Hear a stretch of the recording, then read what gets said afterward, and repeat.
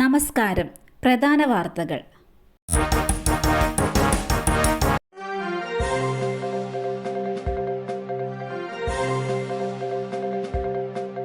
Thiruvithamkoor Devaswom board പ്രസിഡന്റായി മുൻ chief secretary K ജയകുമാറിനെ നിയമിച്ചുള്ള സർക്കാർ ഉത്തരവിറക്കി.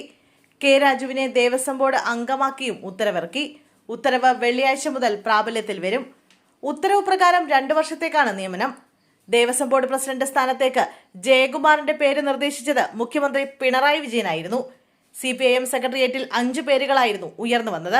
ജയകുമാർ ദീർഘകാലം ശബരിമല ഹൈപ്പവർ കമ്മിറ്റിയുടെ ചെയർമാനായി ചുമതല വഹിച്ചിട്ടുണ്ട്. കൊച്ചി തമ്മനത്ത് കൂറ്റൻ കുടിവെള്ള ടാങ്ക് തകർന്നു. ജല അതോറിറ്റിയുടെ ഫീഡർ ടാങ്കിന്റെ ഭിത്തിയാണ് തകർന്നത്. തുടർന്ന് മേഖലയാകെ വെള്ളക്കെട്ടിലായി. വീടുകളിൽ ഉൾപ്പെടെ വെള്ളം കയറിയിട്ടുണ്ട്. 1,38,00,000 ലിറ്റർ ശേഷിയുള്ള ടാങ്കാണ് തകർന്നത്. മഴ പെയ്ത വെള്ളം കയറിയതാണെന്നാണ് ആദ്യം പ്രദേശവാസികൾ പറഞ്ഞത്. എന്നാൽ പിന്നീടാണ് ടാങ്ക് തകർന്നതാണ് എന്ന് മനസ്സിലായത്. വെള്ളം കയറിയതോടെ പ്രദേശത്തെ ചെറിയ റോഡുകളിൽ ഉൾപ്പെടെ വെള്ളം കയറി പ്രദേശവാസികൾ ബുദ്ധിമുട്ടിലായിട്ടുണ്ട്. ഉമാ തോമസ് MLA സ്ഥലത്തെത്തി സ്ഥിതിഗതികൾ വിലയിരുത്തി. തിരുവനന്തപുരത്ത് 93 സീറ്റുകളിലെ LDF സ്ഥാനാർത്ഥികളെ പ്രഖ്യാപിച്ചു. ബാക്കി 8 സീറ്റുകളിൽ ഘടകകക്ഷികളുമായി ചർച്ച ചെയ്ത ശേഷം ചൊവ്വാഴ്ച പ്രഖ്യാപനം നടത്തും. 17 സീറ്റുകളിൽ CPI മത്സരിക്കും. RJD 3 സീറ്റുകളിലും കോൺഗ്രസ് B 1 സീറ്റിലും മത്സരിക്കും. മേയർ ആര്യ രാജേന്ദ്രൻ ഇത്തവണ മത്സരിക്കില്ല. 30 വയസ്സിന് താഴെ 13 പേരാണ് സ്ഥാനാർത്ഥികളായുള്ളത്. അലത്തറയിൽ മത്സരിക്കുന്ന 23-കാരി മാഗ്നിയാണ് പട്ടികയിലെ ഏറ്റവും പ്രായം കുറഞ്ഞ സ്ഥാനാർത്ഥി. 4 CPM ജില്ലാ കമ്മിറ്റി അംഗങ്ങളും സ്ഥാനാർത്ഥികളായിട്ടുണ്ട്. അഭിഭാഷകർ, മാധ്യമപ്രവർത്തകർ, IT ജീവനക്കാർ, സിനിമാ പ്രവർത്തകർ എന്നിവരും പട്ടികയിൽ ഉൾപ്പെടുന്നു. കേരള സർവകലാശാലയിലെ ജാതി അധിക്ഷേപം. അധ്യാപികയുടെ അറസ്റ്റ് തടഞ്ഞു. കേരള സർവകലാശാല സംസ്കൃതം അധ്യാപിക വിജയകുമാരി നൽകിയ മുൻകൂർ ജാമ്യാപേക്ഷയിലാണ് ഹൈക്കോടതി ഇടപെടൽ. സംഭവത്തിൽ പോലീസിനോട് കോടതി വിശദീകരണം തേടി. കാര്യവട്ടം ക്യാമ്പസിലെ PhD വിദ്യാർത്ഥി വിപിൻ വിജയനെതിരെയാണ് വകുപ്പ് മേധാവി ജാതി അധിക്ഷേപം നടത്തിയത്. പുലയ സമുദായത്തിൽപ്പെട്ട തന്നോട് പുലയന്മാർ സംസ്കൃതം പഠിക്കേണ്ടെന്നും പുലയനും പറയനും വന്നതോടെ സംസ്കൃത വിഭാഗത്തിന്റെ മഹിമ നശിച്ചുവെന്നും ഡോക്ടർ CN വിജയകുമാരി പറഞ്ഞിരുന്നു. അക്കാദമിക് യോഗ്യതയില്ലാത്തതിനാൽ കാര്യവട്ടം ക്യാമ്പസിലെ ഗവേഷക വിദ്യാർത്ഥിയായ വിപിൻ വിജയന് PhD അനുവദിക്കരുതെന്ന് ചൂണ്ടിക്കാണിച്ച് ഡീനായ ഡോക്ടർ CN വിജയകുമാരി വൈസ് ചാൻസലർക്ക് കത്ത് നൽകാൻ കാരണം പ്രബന്ധ ഗൈഡായ അധ്യാപികയോടുള്ള ഉദ്യോഗസ്ഥല പ്രശ്നങ്ങളും തന്റെ സമുദായത്തോടുള്ള സ്പർദ്ധയും മൂലമാണെന്നും വിപിൻ നൽകിയ പരാതിയിൽ വ്യക്തമാക്കിയിരുന്നു. തിരുവനന്തപുരം മെഡിക്കൽ കോളേജിൽ ICUവിൽ നിന്ന് പ്രതി ചാടിപ്പോയി. കൊല്ലം ഈസ്റ്റ് പോലീസ് പിടികൂടിയ പ്രതി രാജീവാണ് ഇന്ന് പുലർച്ചെ ICUവിൽ നിന്ന് രക്ഷപ്പെട്ടത്. പ്രതിയെ പിടികൂടുന്ന സമയത്ത് നെഞ്ചുവേദനയുണ്ടെന്ന് പറഞ്ഞിരുന്നു. ഇതേ തുടർന്നാണ് ഇന്നലെ വൈകുന്നേരത്തോടെ മെഡിക്കൽ കോളേജ് ICUവിൽ പ്രവേശിപ്പിച്ചത്. ഇന്ന് പുലർച്ചെ ജനൽ വഴി ചാടി രക്ഷപ്പെടുകയായിരുന്നു.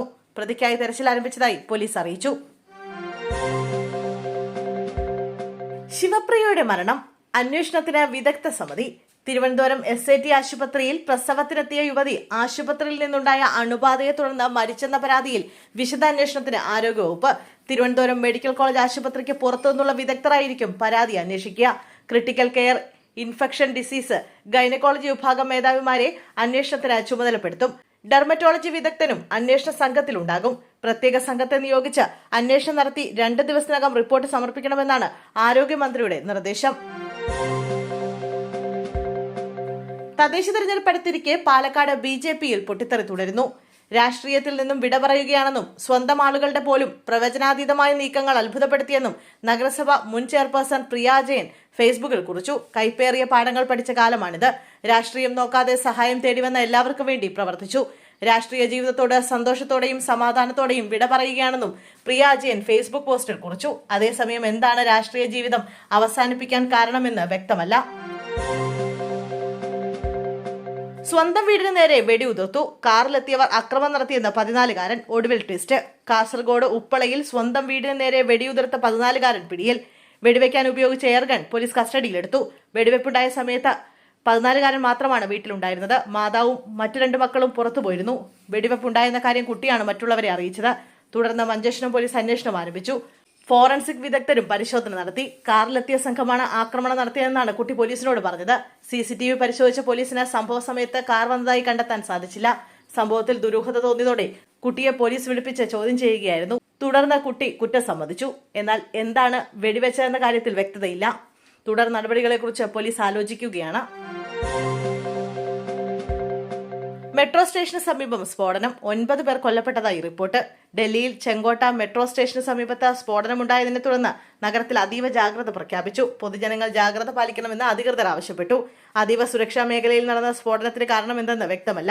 സ്ഫോടനത്തിന് പിന്നിൽ അട്ടിമറിയുണ്ടോ എന്ന സംശയമാണ് പരിശോധിക്കുന്നത്. സംഭവത്തിൽ 9 പേർ മരിക്കുകയും നിരവധി പേർക്ക് പരിക്കേറ്റതുമായാണ് വിവരം.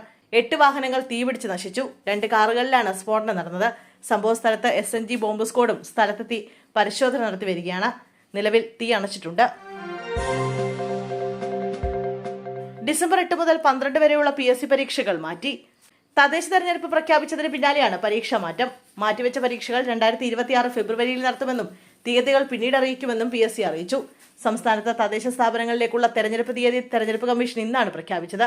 2 ഘട്ടമായാണ് വോട്ടെടുപ്പ് നടത്തുക. തിരുവനന്തപുരം മുതൽ എറണാകുളം വരെയുള്ള 7 ജില്ലകളിൽ ഡിസംബർ 9 വോട്ടെടുപ്പ് നടക്കും. തൃശൂർ മുതൽ കാസർഗോഡ് വരെയുള്ള 7 ജില്ലകളിൽ ഡിസംബർ 11 വോട്ടെടുപ്പ്. വോട്ടെണ്ണൽ ഡിസംബർ 13 ശനിയാഴ്ചയാണ്. തീയതി പ്രഖ്യാപിച്ചതോടെ മട്ടന്നൂർ ഉൾപ്പെടെ എല്ലാ തദ്ദേശ സ്ഥാപനങ്ങളിലും മാതൃകാ പെരുമാറ്റച്ചട്ടം നിലവിൽ വന്നതായി തെരഞ്ഞെടുപ്പ് കമ്മീഷണർ അറിയിച്ചു.